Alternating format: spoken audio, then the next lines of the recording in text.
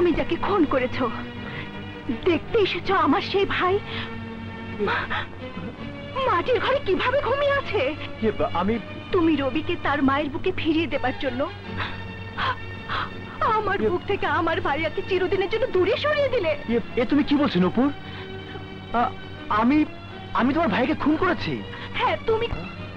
থানাতে আক্রমণ করেছো তুমি, গোলাগুলি করে রবিকে ছিনিয়ে এনেছো তুমি। খুন করেছে কি আরেকজন? বিশ্বাস করো নূপুর, আমি তোমার ভাইকে খুন করিনি। তুমি আমার সামনে থেকে চলে যাও। আমি তোমাকে ঘৃণা করি, ঘৃণা করি। তাই তোমার মুখ আমি যতক্ষণ দেখতে থাকবো আমার অন্তরের যন্ত্রণা ততই বাড়তে থাকবে। দাঁড়াও, আমার কিছু কথা আছে। তুমি আর নতুন করে কি বলবে? ঘটনা তো তোমাকে নিয়েই, তাই তুমি তো সাফাই গাইবে। না, আমি সাফাই গাইবো না, যা সত্যি তাই বলবো। রানা তোমার ভাইকে খুন করেনি।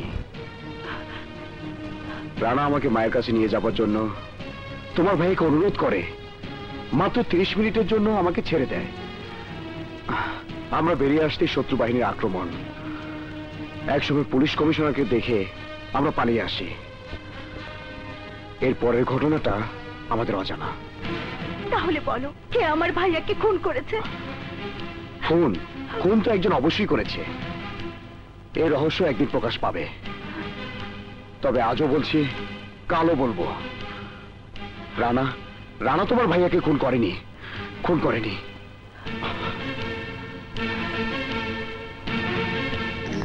পেটের মধ্যে প্যাঁচ, মনে হচ্ছে একটি ছবির ক্লাইম্যাক্স শুরু হচ্ছে। হবে না বন্ধু, আমাদের মাথার আয়তন ঠিক থাকলেও বুদ্ধি তো আর সমান নয়। আব্বাস খান নিশ্চয়ই আরেকটা নতুন খেলা খেলার জন্য নিজের হাতে সাব ইন্সপেক্টরকে খুন করেছে। খেলা শুরু করার জন্য নয়, অলরেডি খেলা শুরু হয়ে গেছে। এই খেলায় ইন্সপেক্টর মুন্না দেখা মাত্র গুলি চালাবে রানা আর রকিকে। তোমরা খুন করবে ইন্সপেক্টর মুন্নাকে। আইন জানবে সাব ইন্সপেক্টর মুন্নার কিলার রবি আর রানা। কারণ আইনের চোখে ইতিমধ্যে প্রমাণ হয়েছে সাব ইন্সপেক্টর আকাশের কিলার রবি আর রানা। কাজী আমার মিশন ব্যর্থ হওয়ার কোনো চান্সই নেই। No chance.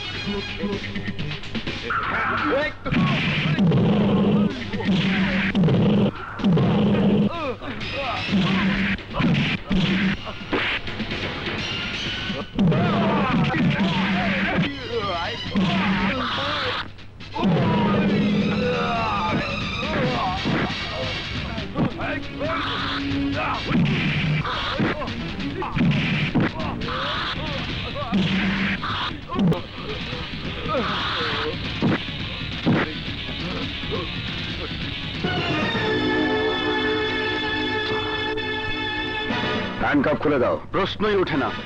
এই আইনে হাত করা এতদিন অপেক্ষা করেছে তোমাকে গ্রেফতার করার জন্য। তোমার ভাগ্য ভালো, আজ আমার কাছে পিস্তল নেই। এসপি সাহেব তোমাকে দেখা মাত্র গুলি করার অর্ডার দিয়েছে। আজ হয়তো সে অর্ডার আমি পালন করতাম। এসপি আব্বাস খান তো চাইবে আমাকে সরিয়ে দিতে, যেমন করে তোমাকে তার লোভ দিয়ে কিছুক্ষণ আগেও সরিয়ে দিতে চেয়েছিল। No more talk, move with me, move. Officer, behave yourself. For your kind information, I am an officer of intelligence branch and this is my ID card. Sir, officer, আজ আমি তোমার কাছে কিছুই গোপন করব না। আজ থেকে 15 বছর আগে ইন্সপেক্টর বিপ্লব খুন হয়েছেন। ইন্সপেক্টর বিপ্লবকে যারা খুন করেছিল তারাই তোমার বাবাকে খুন করেছে। তুমি যাকে তোমার বাবার খুনি বলে জানো ও ইন্সপেক্টর বিপ্লব আমারই বাবা। তোমার মতো এক বুক যন্ত্রণা নিয়ে বাবার খুনিকে গ্রেফতার করার জন্য আমিও আইনের সেবক হয়েছি। তুমি কি বিশ্বাস করবে, তোমার বাবাকে আমারই সামনে যারা খুন করেছিল তাদের একজন আমার হাতে মারা গেছে, আর অন্যজন তোমাকে খুন করতে এসেছিল। তুমি আরো অবাক হবে, ডন গ্রুপের কিং হলো এসপি আব্বাস খান। আমি শুধু একটি মাত্র কারণে এতদিন আব্বাস খানকে গ্রেফতার করিনি। সেই কারণটা হলো এখন পর্যন্ত আমি কোনো জোরালো প্রমাণ আবিষ্কার করতে পারিনি ওই আব্বাস খান আসলেই তোমার আর আমার বাবার মূল কিলার কিনা। আমার শুধু একটাই মাত্র উদ্দেশ্য, অপরাধী শিকড় ধরে টান দিতে চাই। তাহলে আপনি এতদিন ছদ্মবেশে কাজ করছেন? ইয়েস, এই অর্ডার ডিআইজি স্যার আমাকে দিয়েছেন। আগে আমরা যে ইন্সপেক্টর বিপ্লবকে খুন করেছিলাম, রবি আর রানা তারই সন্তান। কিন্তু আমি তো মরে গেলাম।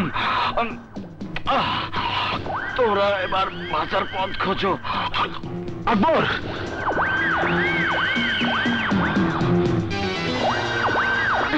কি বলছো তুমি? আমার বাবা নিজেই অপরাধ জগতের ডন। বিশ্বাস নয় তোমার বাবাকে জিজ্ঞেস করো, সত্য মিথ্যা প্রমাণ হয়ে যাবে।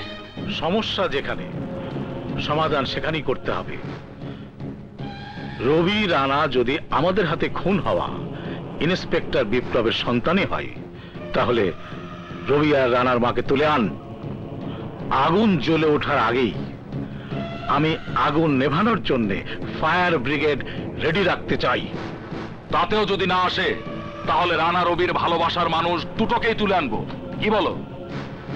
ওকে। এখন কি বলবে? তোমার আসল চেহারাটা তো আমার কাছে পরিষ্কার হয়ে গেল। সব যখন জেনেই ফেলেছিস, তখন তো আমার টার্গেট সাকসেসফুল না হওয়া পর্যন্ত এই বাড়ি ছেড়ে বাইরে যেতে পারবি না। আমাকে আটকে রেখে তুমিও বাঁচতে পারবে না বাবা। তোমার মৃত্যু তোমাকে হাতছানি দিয়ে ডাকছে। এমন প্রাচীর তুমি তৈরি করতে পারবে না যে প্রাচীর তোমার শত্রুদের তোমার কাছে না আসার জন্য বাধা হয়ে দাঁড়াতে পারে। তুই যদি বেশি বাড়াবাড়ি করিস, তাহলে রবি আর রানার মতো তোর মুন্নাও মারা যাবে। হ্যাঁ, এমনকি তোকে মেরে ফেলতেও আমার হাত একটু কাঁপবে না। আরে নূপুর, চাচি রানা কোথায়?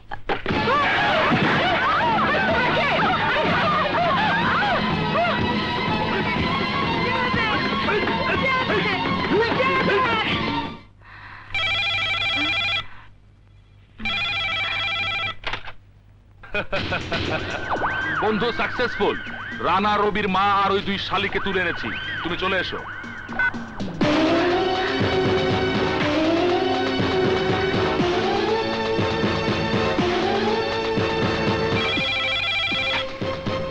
হ্যালো, কি বলছো তুমি? মুন্না, সত্যিকারের অপরাধীকে আইনের কাছে চিহ্নিত করার এটাই তোমার একমাত্র সুযোগ।